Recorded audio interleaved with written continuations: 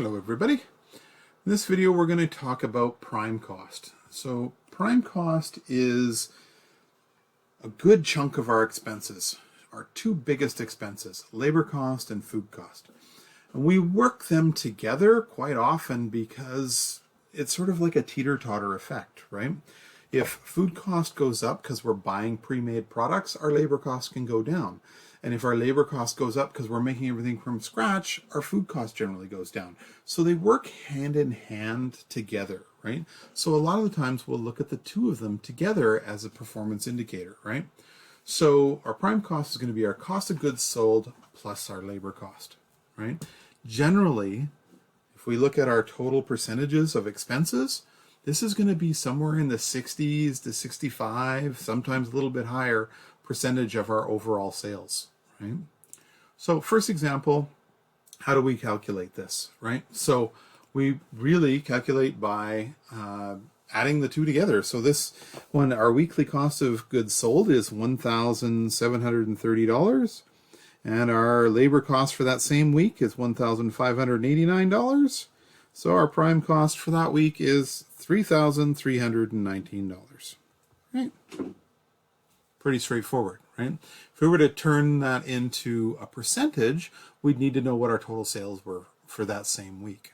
So to calculate the prime cost percentage, we would take our prime cost dollar and divide it by the total sales. Now, because there's labor and food cost, we're taking total sales, not just food sales or beverage sales, it's total sales, okay? So, next example coming up here, I have a slide will advance. So we have a cafe that has a prime cost of $3,319, which we just calculated in the last example, and during the same week it had a sales of $5,720. So what's our prime cost percentage? Well, if we have $3,319 in prime cost out of $5,720 in sales, we're going to end up with 58.0%.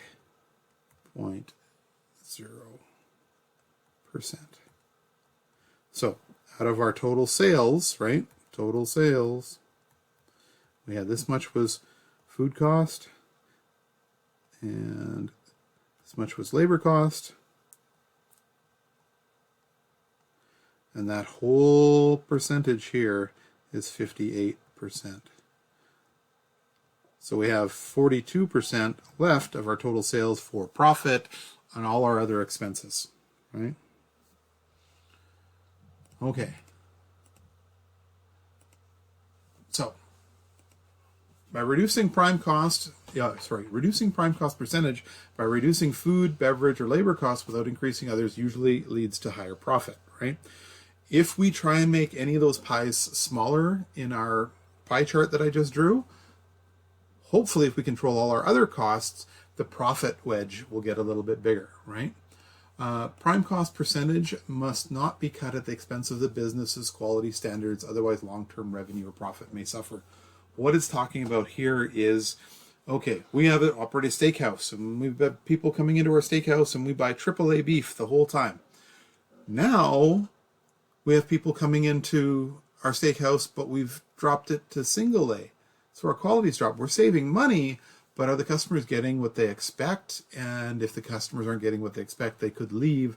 Thus, our total sales could drop, right? So we got to be careful how you tackle those issues, right? So another example. So a restaurant budgets $18,430 for cost of goods sold and $21,070 in labor costs in January. So those are standard costs, right? That's budgeted, so that's standard. Sales are forecasted to be $70,000, and at the end of the month, we had actual figures of $16,590 for cost of goods and $19,962 for labor cost and $68,800 in sales. So we want to compare our standard and actual costs and see how the business did, right?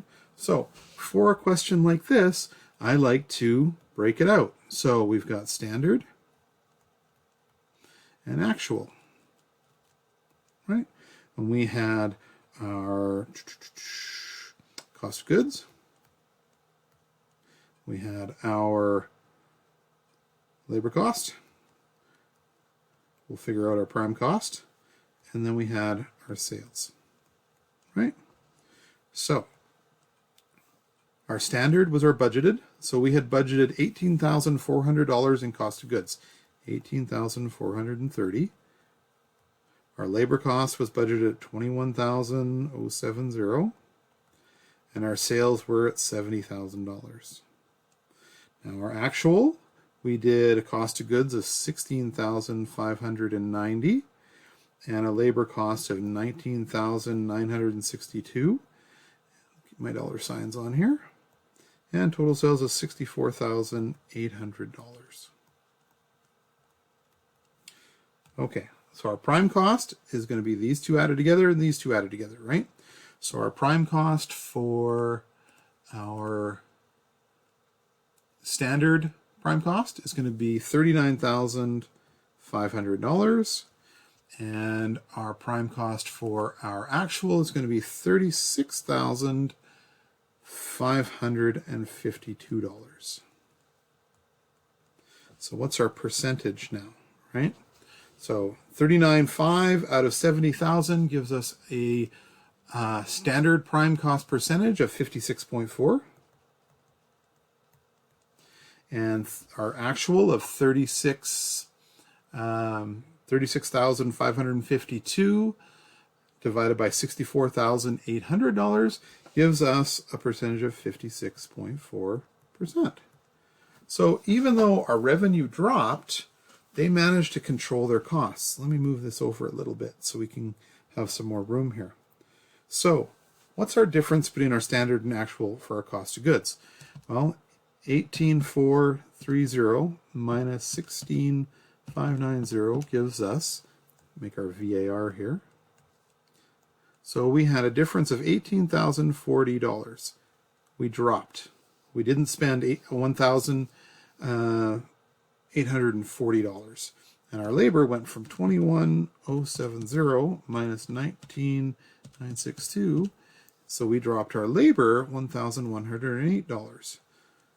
And our sales dropped 70,000 minus $64,800. Our sales dropped $5,200, right?